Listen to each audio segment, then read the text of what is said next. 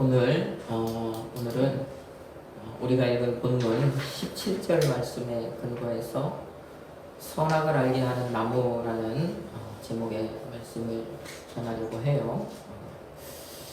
오늘에 이어서 다음 주 정도까지 이제 생각을 하고 있는데 어쩌면 내용이 좀 우리가 알아야 될 것이 많아서 한 번 정도 더 할 수도 있고 짧으면 다음 주까지 이제 이 같은 제목으로 여러분에게 말씀을 전하려고 합니다.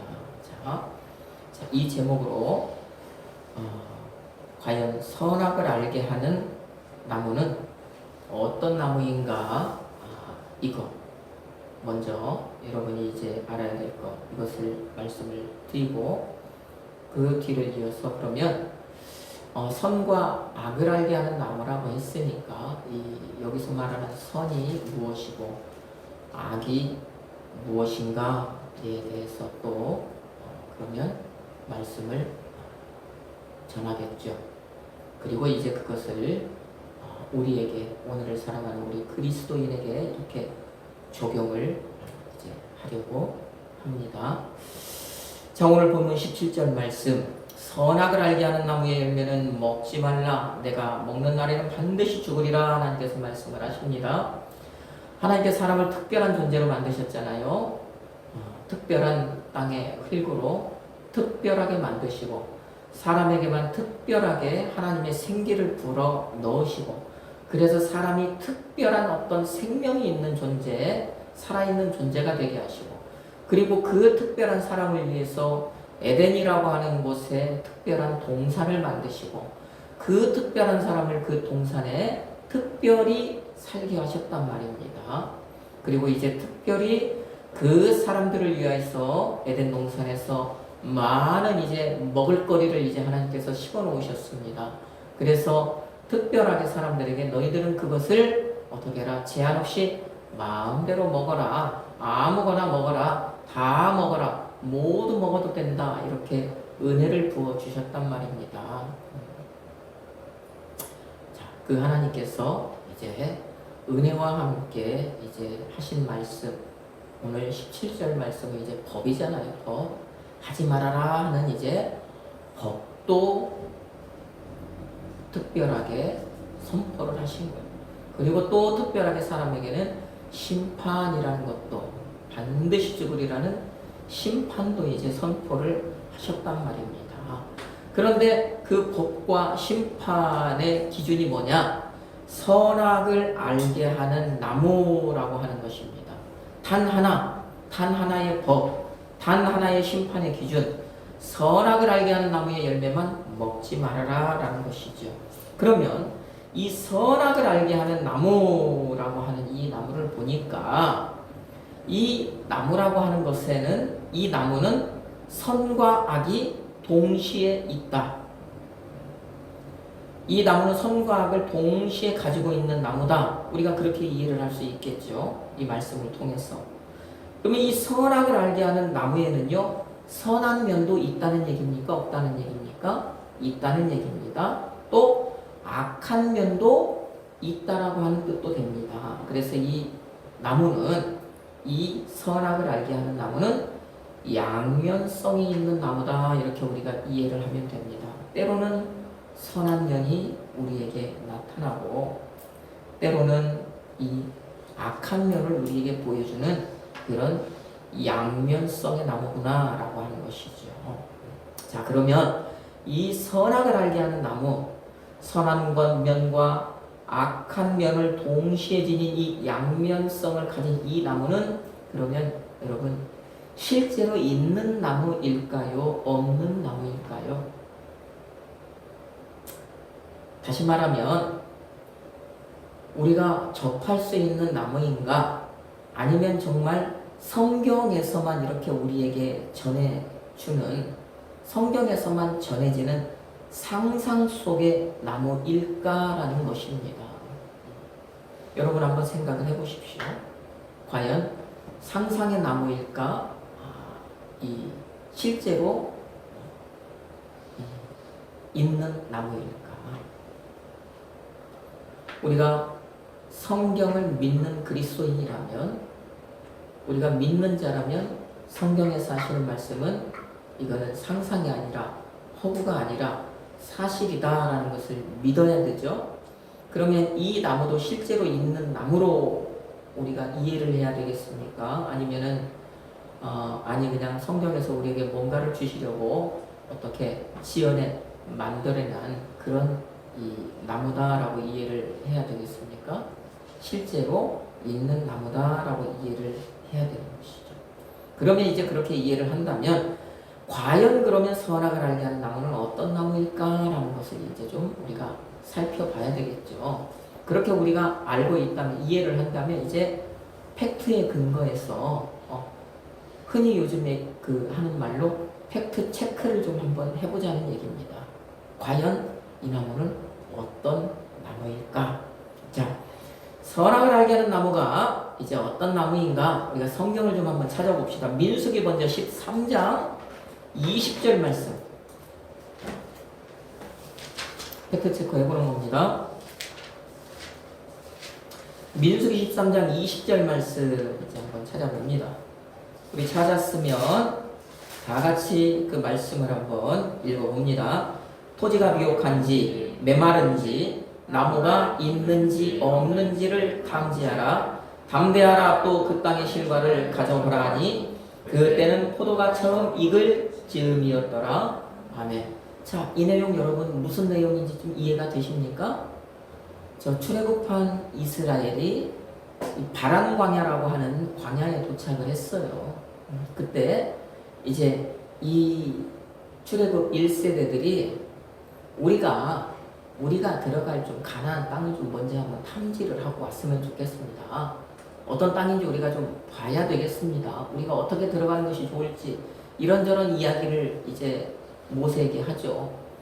그래서 모세가 이제 하나님께 아뢰고 하나님께서 그러면 그들이 원하는 대로 한번 하라고 해봐라. 이렇게 하신 겁니다. 그래서 우리가 흔히 말하는 가데스 바네아 사건의 이 지금 시작입니다. 이게 불순종의 사건이죠.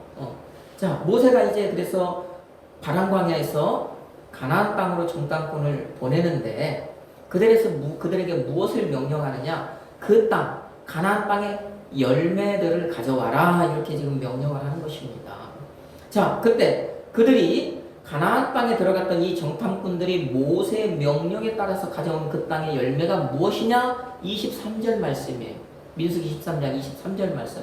또 한번 읽어보세요. 무슨 열매인지. 자, 같이 읽습니다. 또 에스골 골짜기에 이르러 거기서 포도송이가 달린 가지를 베어 둘이 막대기에 꿰어 매고 또 석류와 무화과를 따니라. 아멘. 자, 이 사람들이요 가나안 땅 가서 여기저기 구석구석 샅샅이 이제 뒤지고 이제 정탐을 하고 돌아오면서 그 땅에서 나는 열매 3가지를 가져왔단 말입니다. 자, 이 열매 3가지는 참으로 이 히브리 사람들에게는 중요한 의미를 갖는 열매예요. 가나안 땅의 실과 열매 3가지, 포도, 석류, 무화과 이렇게 3가지가 나오잖아요. 정탐꾼들이 이 3가지 열매를 가져왔는데 다시 말하지만 매우 중요하다. 그 이유가 뭐겠습니까? 그 사람들이 그 땅에서 나는 열매 3가지를 가져왔다면 이 사람들이 생각할 때 그 가나안 땅에서 가장 귀하게 여기는, 가장 필요한, 정말 가장 소중하게 여기는 열매들이 어떤 열매였다는 것입니까? 바로 그거였다는 거예요. 그죠? 포도 열매, 석류 열매, 무화과 열매였다라고 생각을 하는 것입니다. 그리고 이제 이때를부터 시작을 해서 이렇게부터 시작해서 이 사람들의 이 사고가, 출애굽의 이 사고가, 이 출애굽 전에서부터의 이 사람들의 이런 사고가, 성경을 연구하면서의 이 사고가 이제 무엇을 이제 이 사람들에게 어떤 것을 만들어내냐? 이 히브리 사람들은 이 가나안 땅을 뭘로 연결을 하냐면 에덴 동산, 잃어버렸던 에덴 동산과 이렇게 연결을 하는 거예요. 성전도, 작게는 성전도 이 사람들은 에덴 동산과 연관을 짓습니다. 그래서 성전에 누가 계시는 거예요? 하나님이 계시는 거예요. 그래서 성전에 들어가면, 에덴 동산에 들어가면 하나님을 만날 수 있다. 그래서 신라고 했던 그들이 다시 복락원하는 그 모형이 바로 이제 성전을 통해서 나타나는데, 자, 하나님께서 이 가나안 땅을 그들에게 주시면서 젖과 꿀이 흐르는 땅, 가나안 땅, 응? 이야기를 하시잖아요. 말씀을 하시잖아요. 내가 너희들에게 그 땅을 주겠다. 너희 선조에게, 너희 열조에게 약속한 대로 주겠다. 그래서 이 사람들 그 가나안 땅에 들어가는 것을 다시 복락원하는, 에덴 동산을 회복하는 그것으로 이해를 한단 말입니다. 자, 그러면 여러분, 에덴 동산에는 이 씨 가진 열매를 맺는 나무들이 많았습니까? 적었습니까? 많았죠. 우리 바로 지난 시간에 그 말씀을 이제 언급을 했잖아요. 그 말씀을 봤잖아요. 우리가 오늘도 본문으로 보고 있는 16절 말씀이었잖아요. 여호와 하나님이 그 사람에게 명하여 이르시되 동산 각종 나무의 열매는 내가 임의로 먹어라. 그러면 동산 각종이라고 했을 때, 각종 나무의 열매를 먹으라고 했을 때 이 각종이라는 게 뭐라고 그랬습니까? 각종, 콜이라는 거 모두라고 그랬잖아요. 모두, 전체라고 그랬잖아요. 근데 하나나 두 개 있으면 모두, 전체 이런 말 사용할 필요 없죠. 거기 두 나무가 있으니까, 한 나무가 있으니까, 세 나무가 있으니까 먹어라 그랬으면 끝나는 거예요. 근데 모두 먹으라고 그랬다. 각종 나무의 열매를 먹으라고 그랬다. 이거는 뭔가 수가 상당했다는 얘기입니다. 나무가 많이 있었다라는 거예요. 응? 그 나무에 달린 열매가 많이 있었다라는 것입니다. 그래서 히브리인들은 이처럼 에덴 동산에 많은 나무가 있었는데 그 전체, 그 모든 나무들의 그 전체 나무를 대표하는 새 나무를 무슨 나무로 생각을 했느냐? 바로 지금 우리가 민수기 13장 23절에서 본 이 나무들이, 이 나무가 에덴 동산을 대표하는 그 많은 수의 나무가 있었는데 그 나무들을 대표하는 새 나무라고 생각을 한 거예요. 자, 그러면 그 근거는 무엇일까? 첫째, 자, 에덴 동산이라고 할 때 에덴이라고 하는 이 말은 기쁨이라는 뜻이 있죠. 기쁨이라는 의미잖아요. 그래서 에덴 동산은 기쁨의 울타리예요. 기쁨의 울타리. 응? 기쁨이 있는 곳, 기쁨의 울타리라는 말입니다. 기쁨의 동산인 거예요. 그러면 이 기쁨과 연결되는 나무는 어떤 나무일까요? 기쁨과 연결되는 나무는 포도나무예요. 포도 열매. 그래서 포도나무에서 난 열매는 성경에서 항상 기쁨, 즐거움의 의미로 사용이 된단 말입니다. 좀 안 좋은 의미는 그래서 환락, 뭐 어떤 좀 안 좋은 의미로 그렇게 사람이 자기의 향락을 누리는 어떤 의미로도 사용되는데 이게 총체적으로 다 기쁨의 의미잖아요. 자, 예수님이 요한복음 15장에서 말씀을 하실 때 15장에 예수님께서 비유 설교를 하시잖아요. 내 아버지 하나님은 농부고 나는 뭐래요? 참 포도나무 얘기하시잖아요. 포도나무. 그쵸? 그러면서 이 포도나무 설교를 하시는데 저 요한복음 15장 10절에 가서 예수님이 하시는 말씀이 뭡니까? 예수님, 기쁨과 연결되는 이 나무, 예수님이 포도나무라고 말씀을 하시면서 예수님이 이 기쁨, 예수님은요, 이 내 기쁨이 너희에게 있어서 너희 기쁨을 충만하게 하려 한다. 이 말씀 하십니까? 안 하십니까? 이 말씀 하셔요. 요한복음 15장 10절 말씀이잖아요. 내 기쁨 너희에게 충만하게 주려고 한다. 그러니까 너희는 여기에 붙어 있어라. 그랬잖아요. 붙어 있어라. 떨어지지 말아라. 예수님도 이 포도나무를 무엇 나무라고 말씀을 하셔요? 기쁨을 주는 나무라고 말씀을 하시잖아요.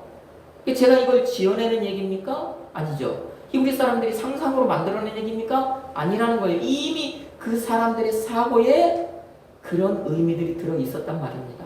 그 사람들이 그런 의미를 가지고 그 나무에 대해서 그런 의미를 알고 살아가기 때문에 예수님께서도 그것을 빗대어서 그것을 비유로 이런 설교를 하셨던 거예요. 그 기쁨, 에덴 동산은 기쁨의 동산이다. 기쁨의 울타리가 있다. 그러니까 이 히브리 사람들은 에덴 동산에는 무슨 나무가 있었겠다? 하나님께서 포도나무를 거기에 있게 하셨겠다. 그래서 에덴 동산에는 포도나무가 있겠다. 그래서 포도나무를 에덴 동산을 대표하는 하나의 나무로 이제 인식을 하는 겁니다. 그 다음, 에덴 동산에 지난 시간 최초의 법이 있었습니까? 없었습니까? 최초의 율법이 있었죠? 율법이라는 게 있었습니다. 자, 율법을 대표하는 나무의 열매가 무엇입니까? 히브리 사람들이 이해하는 율법을 대표하는 나무의 열매는 석류예요. 석류. 지금도 그렇고 그때도 그렇고. 무엇에 근거하느냐? 하나님께서 출애굽한 이스라엘 백성들을 이제 광야에서 언약을 맺으시고 그들에게 법을 주시잖아요. 그러면서 대제사장의 의복을 만들 때 그 의복에 무엇을 아로색이라고 그러냐? 무엇을 수를 놓으라고 그러냐? 석류를 수를 놓으라고 그래요. 거기에는 이유가 있습니다. 그 석류는 하나님의 법을 의미하기 때문입니다. 그래서 이 석류 알맹이, 이스라엘 땅에서 나는 이 석류 알맹이, 제대로 된 석류는 알맹이를 깎여서 그 개수를 세어보면은 613개가 정확하게 나온대요. 석류 알맹이가 613가지. 이 사람들의 율법의 개수가 몇 개예요? 613가지. 그래서 이 사람들은요, 그때서부터 지금까지도 이 석류 열매를 율법을 상징하는 열매로 생각을 해요. 자, 그러면 하나님께서 지금 이 창세기 2장 16절, 17절에서 이미 너희는 먹지 말라라고 하는 이 율법을 거기에서 선포를 하셨기 때문에 이 사람들은 무엇을 인식하느냐? 그러면 저 에덴 동산의 많은 나무들 가운데 석류나무도 있었겠구나, 이렇게 이해를 하는 겁니다. 그래서 그 석류나무를 또 하나의 대표나무, 이렇게 인식을 해요. 이해를 합니다. 자, 두 나무가 나왔습니다. 자, 그 다음에 히브리 사람들이 생각하는 에덴 동산의 모든 나무를 대표하는 세 나무 가운데 그러면 한 나무는 어떤 나무일까요? 여러분, 민수기 13장 여러분들이 읽었던 내용에 나오는 어떤 나무입니까? 무화과 나무. 자, 이 내용은 우리가 성경을 다시 창세기 3장으로 가서 한번 보면 돼요. 이 내용은 성경에서 정확하게 이 얘기를 하고 있으니까요. 창세기 3장 6절에서 7절 말씀을 한번 봅시다.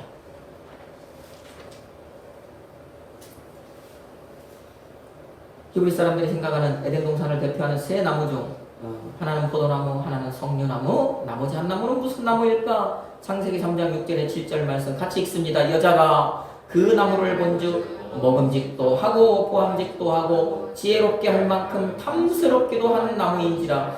여자가 그 열매를 따먹고 자기와 함께 있는 남편에게도 주매 그도 먹은지라. 이에 그들의 눈이 밝아져 자기들이 벗은 줄을 알고 무화과 나무 잎을 엮어 치마로 삼았더라. 아멘. 거기에 무슨 나무가 나옵니까? 무화과 나무가 이미 나오더라. 그러면 새 나무가 완성이 됐어요, 안 됐어요? 된 것입니다. 된 겁니다. 여자가 뱀의 말을 따라서 선악을 알게 하는 나무의 열매를 따먹습니다. 그리고 그 열매를 남편에게도 주요. 그러니까 남편도 덥석 받아 먹습니다. 이에 그들이 눈이 밝아져 자기가 벗은 줄을 알게 돼요.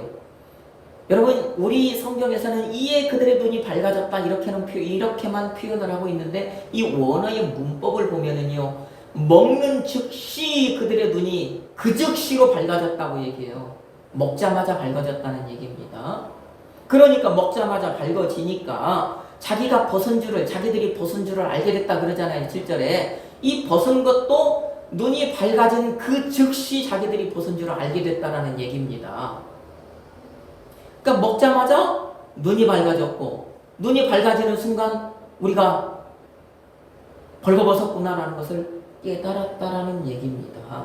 그러니까 그것을 아는 즉시, 눈이 밝아진 즉시, 자기들이 벌거벗은 줄 아는 즉시 무화과나무 잎을 엮어서 치마를 삼은 거잖아요. 여러분, 그러면 우리가 여기서 상식적으로 한번 생각을 해봅시다. 자, 바로 이 자리에서 내가 지금 어떤 열매를 따먹었습니다. 따먹고 나니까 내 눈이 밝아져 버렸어요. 내가 벌거벗은 줄을 알게 되었어요. 그랬을 때 이 아담과 하와가 바로 그 자리에서 무화과나무 잎을 따서 치마를 삼았다 이랬다면 이 사람들이 지금 그 옆에 있던 나무는 어떤 나무였을까요? 무화과나무였죠. 그죠? 동산 중앙에 있던 선악을 알게 하는 나무, 생명나무와 같이 있던 선악을 알게 된 나무는 무화과나무였다는 것입니다. 그러니까 무화과 열매 따먹고, 그것을 따먹자마자 그들의 눈이 밝아져 버렸고, 그 자리에서 그 눈이 밝아지니까 그들이 벌거벗은 것을 알았고, 그러니까 손에 닿는 곳에 있었던 무화과나무 이파리를 따가지고 그들의 치마를 삼은 거예요. 부끄러운 것을 가린 것입니다. 상식적인 얘기죠. 그러면 선악을 알게 하는 나무는 결국 어떤 나무가 되는 겁니까? 우리로 말하면 지금 성경이 말씀하는 무화과 나무. 이 나무가 선악을 알게 하는 나무이구나라는 것을 우리가 알게 되는 것이죠. 자, 이렇게 하면 우리가 이 선악을 알게 하는 나무가 어떤 나무인지 이제 팩트 체크는 된 것입니까? 됐습니까? 맞아요. 된 거예요. 네, 됐습니다. 자, 그러면 왜 하나님께서는 이 무화과 나무를 선악을 알게 하는 나무다라고 말씀을 하셨을까요? 왜 하나님께서는 이 나무가 선과 악이라고 하는 이 얼굴을 동시에 가진 양면성이 있는 나무다라고 말씀을 하셨을까요? 과연 우리가 이 선악을 알게 하는 나무인 무화과 나무를 통해서 알게 되는 선과 악은 과연 무엇이겠는가라는 것입니다. 오늘 이 무화과 나무의 특성을 통해서 무엇이 선이고 무엇이 악인지를 우리가 좀 알아보려고 합니다. 자, 성경을 한번 찾아보죠. 마태복음 21장 21장 18절에서 19절 말씀입니다. 마태복음 21장 18절로 19절 말씀. 자, 우리 찾았으면 같이 한 목소리로 말씀을 읽어봅니다. 이른 아침에 성으로 들어오실 때에 시장하신지라 길가에서 한 무화과 나무를 보시고 그리로 가사 잎사귀밖에 아무것도 찾지 못하시고 나무에게 이르시되 이제부터 영원토록 내가 열매를 맺지 못하리라 하시니 무화과 나무가 곧 마른지라. 아멘. 자, 저는 오늘 이 말씀을 통해서 무엇이 선이고 무엇이 악인가를 이제 말씀을 드릴 때 열매가 있느냐 열매가 없느냐에 따라서 이것을 하나님께서는 선하다 악하다 이렇게 판단하신다라고 말씀을 드립니다.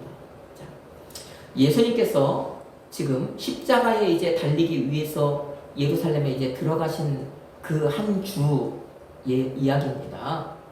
자, 예루살렘으로 들어가신 그날 이제 어떤 성전 정화 사건이나 이런 사건들을 이제 마치시고 그날 저녁에요 저 성 밖에 있는 베다니라고 하는 곳으로 이제 나가셔서 거기서 하룻밤을 지내신 예수님께서 예루살렘 성으로 이제 다시 들어가시는 거예요. 지금 아침에 들어가시는 거예요. 그런데 아침을 안 드시고 아마 이 예루살렘 성으로 지금 들어가시는 것 같아요. 그러니까 예수님이 시장했다 그러잖아요. 시장하신 거예요.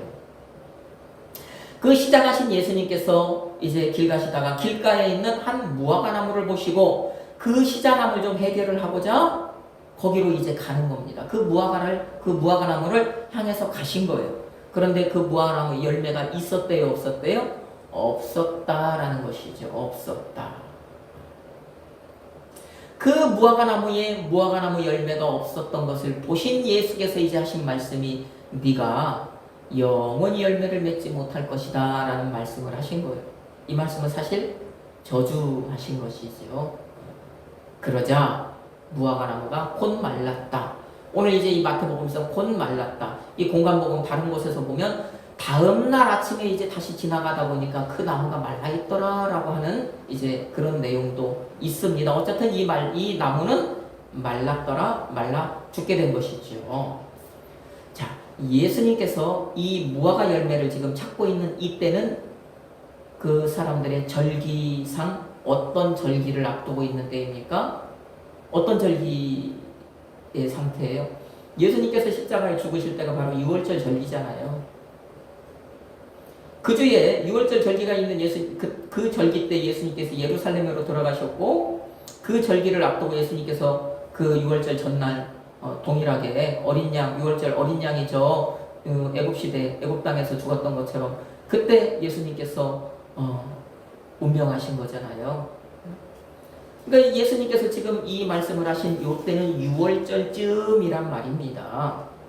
자, 제가 왜 이 얘기를 드리냐면 무화과는요, 그 땅에, 그 성경의 땅에서의 이 무화과는 이 열매를 크게 요 2번을 맺는데 이 첫 번째 열매가 언제 맺느냐? 오늘 지금 우리가 지금 사용하는 달력으로 봤을 때 한 4월경 그 사람네들의 달력으로 했을 때 요 종교력으로 봤을 때 요 6월쯤에 열매를 맺는다는 얘기예요. 이 열매를 파괴, 그 사람들의 말로 파괴라고 합니다. 파괴. 그리고 두 번째 열매는 이제 언제 맺느냐? 6월쯤에 맺어가지고 그 가을에 이제 수확을 하는 거예요. 이 열매를 테나라고 말합니다. 자, 그런데 이 지금 6월절 요쯤 예수님이 그 무화과나무에서 열매를 찾는 즈음에 이 맺는 이 열매는 사실 그 사람들에게 있어서 무엇인가 팔아가지고 돈을 만들 수 있는 상품으로 할 수 있는 그런 상품성 없는 무화과나무 열매입니다. 상품으로서는 가치가 없는 열매여서 사실은 따서 거의 버리는 용도예요. 이 열매는 그냥 따버리는 열매입니다. 그래가지고요 어떤 사람들은요 좀 경제적으로 여유가 있는 사람들은 인부를 고용해요. 인부를 고용해서 일부러 나무에 있는 열매를 다 따서 버립니다. 따버립니다. 왜 그러냐면 그 뒤에 이제 6월쯤 맺어가지고 가을에 수확하는 열매 이게 본 열매거든요. 요 열매를 더 크게 만들고 더 맛있게 만들고 더 달게 만들고 상품성을 좋게 하기 위해서 처음 이 맺은 열매를 다 따버리는 거예요. 그러니까 그 처음 맺은 열매가 영양분을 뺏어 먹지 못하도록 나무가 영양분을 간직하도록 따내버리는 겁니다. 그 상품의 가치를 올리기 위해서.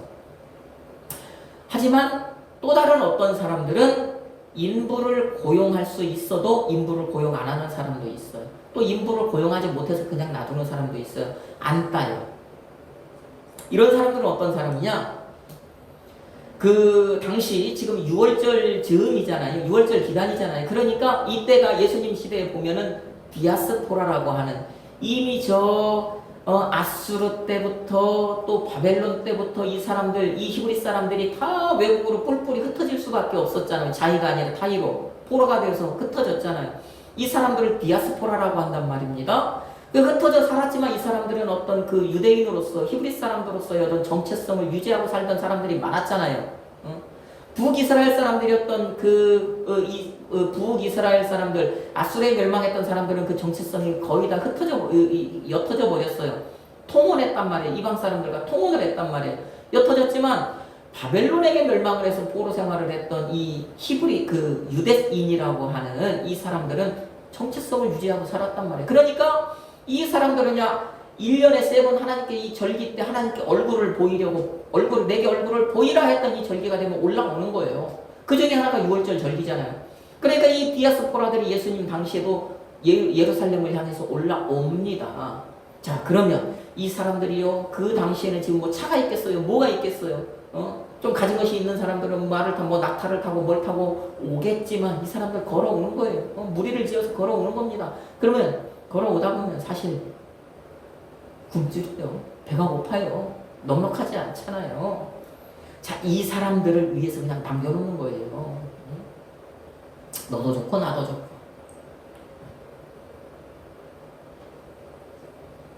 자, 이런 사람들이 예루살렘으로 올라올 때 그 무화과 열매, 참 보잘것없는 열매지만 이 열매들을 요기를 하려고 그것이라도 먹고 요기를 하려고 그 열매를 따먹는 거예요. 그 열매를 따먹는 겁니다. 예수님이 지금 가시다가 길가에 있는 무화과 나무를 보시고 지금 그 열매 따먹으려고 가신 거잖아요. 그런 문화적 어떤 배경이란 말입니다. 그러니까 따먹으라고 그냥 두는 거예요. 그러면 자연적으로 내가 돈 주고 사람 안 사서 안 따도 되고 그렇게 순례객들, 디아스포라들 지금 예루살렘에 올라가는 사람들도 그건 먹고 욕이라도 좀 하고 서로 윈윈하는 그런 이제 모습이 보여지는 것이죠. 그 사람들이 지나는 길목에 있는 나무들은 가만히 둬도 되는 겁니다. 사람들이 먹으니까 없어지는 거예요. 그런 논리로 이 사람들 길목에 있는 무화과 나무들을 그냥 두는 겁니다. 자, 이런 문화적 배경이다. 자, 그런데 그러면 예수님이 한마디를 하시니까 무화과 나무가 지금 말라버렸잖아요. 왜 말랐습니까? 예수님은 왜 무화과 나무를 저주하셨을까라는 이 말씀을 지금 여러분들이 좀 이것에 좀 어떤 그 스스로 질문을 해보라는 얘기예요. 왜 예수님은 왜 그 나무를 저주까지 하셨을까? 왜 예수님은 네가 평생 열매를 못 맺는다고 그렇게 말씀을 하셨을까? 너무 가혹한 것 아닌가? 우리 생각에는 그럴 수 있잖아요. 그렇게까지 열매 하나 없었다고 그렇게까지 할 필요가 있을까? 그런데 그 사람들의 문화에선 아니라는 얘기입니다. 아니라는 얘기예요. 우리가 그 사람들의 문화를 이해하면 하고 이해가 되는 거예요. 상식적으로 이해가 되는 겁니다. 자, 그러면 그 이유를 한번 봅시다. 무화과 나무는요, 그 나라에 있는 어떤 열매를 맺는 그 사람들이 재배하는 작물 중에서 대표적으로 물을 많이 빨아먹는 나무예요. 그런데 역설적이게도 그 나라는 물이 귀합니까? 안 귀합니까? 귀하잖아요. 여러분, 왜 이 포도나무가 그 사람들에게 기쁨의 열매냐면 포도나무 열매가 이제 익을 즈음에 이 사람들은 가뭄의 때예요. 갈수기예요. 물이 귀해요. 그래서 먹을 물조차도 구하기가 힘들어요. 이때 포도가 이제 열매를 맺어 그 포도 열매를 수확을 하는 거예요.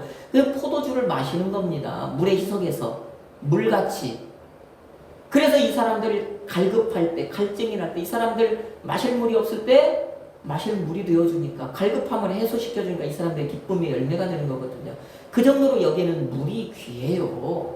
그런데 대표적으로 물을 많이 먹는 나무가 이 무화과 나무란 말입니다. 자, 그러면 이처럼 물을 가장 많이 먹는 이 나무가 열매가 없었잖아요. 열매도 없으면서 물만 많이 소비하면 이 나무는 다른 나무에게 지금 피해를 끼쳐요, 안 끼쳐요? 농부에게 피해를 끼쳐요, 안 끼쳐요? 피해를 끼치는 나무가 되는 거예요. 막대한 피해를 끼치는 나무가 되는 겁니다. 열매는 없으면서 주변에서 물은 쫙쫙 빨아먹으니까 주변의 나무들한테 피해를 주는 겁니다. 열매를 맺은 나무들이 물을 좀 풍족하게 빨아들여서 그 열매, 그 맺는 열매들을 더 막 충실하게 좀 키워내야 되는데 그러지를 못하게 하는 거예요. 방해를 하는 겁니다. 방해꾼이 되어버리는 거예요. 열매 없는 무화과 나무는 그런 존재라는 얘기입니다. 그러니까 이 농부는요, 열매가 딱 봄이 됐는데, 4월경이 됐는데 열매가 안 맺어? 그러면은 어떻게 하느냐? 가차없이 그 무화과 나무를 잘라버려요. 그 사람들의 문화를 얘기를 하는 겁니다. 열매 안 맺었다? 그러면 열매를 맺는 다른 나무를 위해서 그 나무를 잘라버리는 거예요. 이게 농부, 그 나라의 그 사람들의 그 농부들의 어떤 그 하는 일입니다. 열매 맺는 무화과 나무 피해주지 못하도록, 피해가 안 가도록 잘라버리는 거예요. 자르면 어떻게 돼요? 열매 없는 무화과 나무가 먹을 물을, 또 어떤 영양분을 다른 열매를 맺는 무화과 나무를 더 가져갈 수 있잖아요. 그러니까 열매를 맺는 이 나무들은 그 열매가 더 크거나 더 맛이 좋아지거나 그 해서 주인에게 유익을 더 줍니까? 안 줍니까? 주는 겁니다. 자, 그러면 제가 이제 여러분에게 이 말씀을 드리니까 여러분, 예수님이 그 열매 없는 무화과 나무에게 하신 그 말씀이 어떻게 좀 가혹한 말씀인 것 같습니까? 아닙니까? 아닌 거가 되는 겁니다. 그 사람들의 당시 그 농부의 어떤 그 하는 일을 농부가 열매 없는 무화과 나무에게 하던 그것을 지금 예수님은 그대로 하신 거예요. 열매 없는 무화과 나무, 농부가 잘라버리는 것처럼 열매가 없는 무화과 나무를 보시고 네가 이제 영원히 열매를 맺지 못할 것이다, 이 말씀을 하신 것입니다. 이게 그 사람들의 문화 안에서 하신 말씀이다. 자, 그러면 이를 통해서 알게 되는 것 무엇입니까? 우리가 이를 통해서 알게 되는 것, 열매 있는 나무는 주인에게 주인이 보기에 좋은 거잖아요. 하나님이 보시기에 좋은 것은 선한 것이라고 그랬잖아요. 열매가 있는 이 무화과 나무는 선한 나무, 열매가 없으면서 열매를 맺는 나무에게 피해를 주는 무화과 나무는 악한 나무가 되는 거죠. 열매를 맺는 것이 선한 것이고 열매를 맺지 않는 것은 악한 것이다. 이것을 근거로 해서 이 무화과 나무는 선과 악을 동시에 가지고 있는 나무다 이렇게 얘기를 하는 거예요. 나무가 열매를 한 해 동안 맺지 않았다 쳐도 다른 나무에게 피해를 주지 않으면 악한 나무라고는 할 수 없잖아요. 그런데 열매를 맺지 못하면서 피해를 끼치고 해악을 끼치고 유익을 주지 못하니까 악한 나무다. 그러면 자, 오늘 이 말씀을 이제 우리에게 이제 한번 적용을 해보면 여러분 이 무화과 나무, 이 양면성의 나무, 이 나무는 과연 이 시대 누구로 우리가 좀 이해를 해봐야 되겠습니까? 오늘 이 말씀에 근거할 때 이 말씀은 누구일까? 여러분 이 자리에 있는 우리가 바로 이 선악을 알게 하는 무화과 나무다 이렇게 좀 이해를 해볼 필요가 있어요. 다시 말하면 오늘 이 자리에 있는 우리 그리스도인이라고 하는 우리가 이 무화과 나무인 거예요. 그래서 우리에게도요 선한 면도 있지만 악한 면 동시에 이런 면을 가지고 있다. 선한 면 있지만 악한 면 우리가 이처럼 지금 양면의 얼굴을 가지고 있다라는 것입니다. 왜 그렇습니까? 그 이유가 뭡니까? 오늘 말씀에 근거해 볼 때 우리는요 믿음의 열매를 맺는 선한 그리스도인이 될 수 있고 믿음의 열매가 없는 악한 그리스도인도 될 수가 있다라는 거잖아요. 이 무화과나무 선하게 알게 하는 나무를 그리스도인이라고 하는 이 관점에서 봤을 때 우리가 열매를 맺으면 우리는 선한 그리스도인 하나님께 농부 되시는 하나님 아버지께 그쵸? 우리가 열매가 없다면 우리는 악한 그리스도인이 되는 겁니다. 우리가 믿음의 열매를 맺으면 선을 행하는 것이고 믿음의 열매가 없다면 이것은 악을 행하는 것인데 믿음의 열매를 맺어서 선을 행함으로 우리 교회 공동체에 또 하나님께 기쁨을 줄 수 있는 존재가 우리라는 것입니다. 우리 또 반대로 믿음의 열매를 맺지 않아서 악을 행함으로요 이 교회 공동체에 어떤 피해를 끼치고 하나님께도 실망을 안겨줄 수도 있는 그런 존재가 오늘날 우리라는 얘기입니다.